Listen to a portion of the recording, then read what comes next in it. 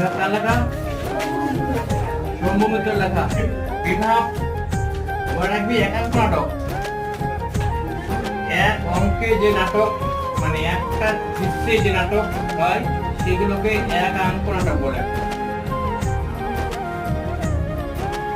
একবার স্টেজে উঠলোই কারণ নামবে না, নাটক শেষ হয়ে নামবে একবারে।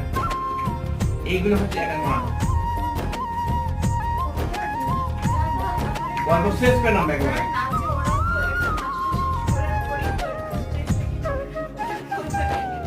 সমস্ত নাটক শেষ করে নামবে একবারে। সেসব নাটকগুলো এক নাটক।